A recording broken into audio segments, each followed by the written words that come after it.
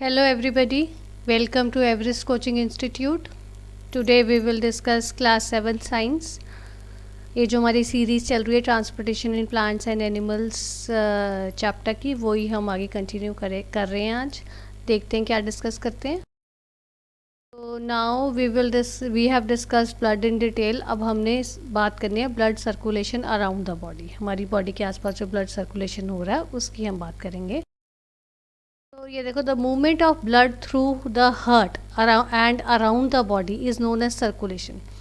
जो ब्लड है हमारी पूरी बॉडी में घूमता है, एक मीडियम ऑफ ट्रांसपोर्ट है जो सारी जो हमारे गैसेस, हमारे न्यूट्रिएंट्स, हमारे वेस्ट मटेरियल सब कुछ बॉडी में ट्रांसपोर्ट करता है एक पार्ट से दूसरे पार्ट में।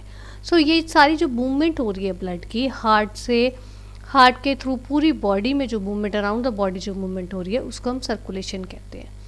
ठीक है।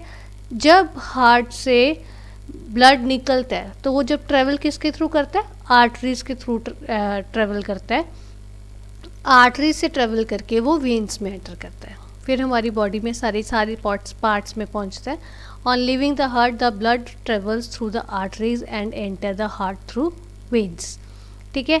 और जो हमारी left side of the heart है, हमारे हार्ट की जो लेफ़्ट साइड है उसमें से ऑक्सीजन रिच ब्लड जो है वो बाहर निकलता है, सारे बॉडी पार्ट्स में जाता है। और सारे बॉडी पार्ट्स को ऑक्सीजन कहाँ से मिलती है, left side of the heart से।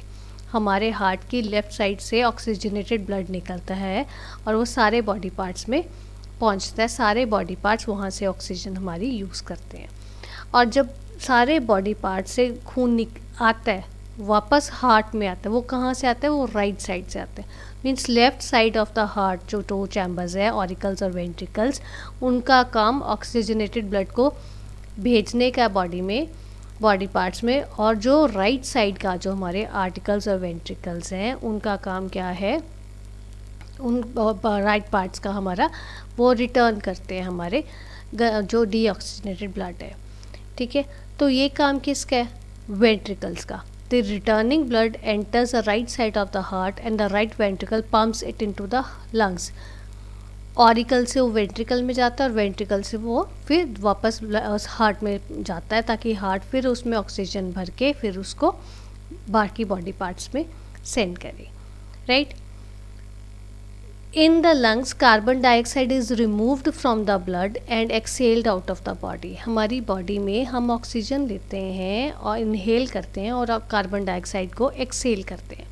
तो जो ये प्रोसेस है, जो कार्बन डाइऑक्साइड है ब्लड में मिक्स हो जाती है। वो ब्लड में से निकलती कहाँ पे है, लंग्स में जाके वो ब्लड में से कार्बन डाइऑक्साइड निकल जाती है और वो सारी ऑक्सीजन उसमें भरता है। और जो कार्बन डाइऑक्साइड है वो सारी हम सांस बाहर छोड़ते हैं। इसीलिए हमारा रेस्पिरेशन, ये जो इन ब्रीदिंग का प्रोसेस है, ये कंटिन्यूस प्रोसेस है। ठीक है। लाइक हमारी हार्ट बीट हमारी कंटिन्यूस प्रोसेस है, इन द सेम वे हमारी ब्रीदिंग भी जो है वो कंटिन्यूस प्रोसेस है। हम ऑक्सीजन इनहेल करते हैं और कार्बन डाइऑक्साइड एक्सहेल आउट करते हैं। अब देखो, जो एनिमल्स हैं लाइक स्पॉन्जेस हैं और हाइड्रा है, ये जो इन एनिमल्स की कोई सर्कुलेटरी सिस्टम नहीं है। सर्कुलेटरी सिस्टम नहीं है तो जैसे हमारी ह्यूमन बॉडी में तो सर्कुलेटरी सिस्टम है ना, ब्लड के थ्रू सारी ट्रांसपोर्ट मीडियम हो रहा है, इनमें कोई सर्कुलेटरी सिस्टम नहीं है। तो ये अपने न्यूट्रिएंट्स, सब बात है कि ये तो ज़िंदा रहते हैं, न्यूट्रिएंट्स ले रहे हैं। ये न्यूट्रिएंट्स कहाँ से लेते हैं, ये they get nutrients from the water where they live in.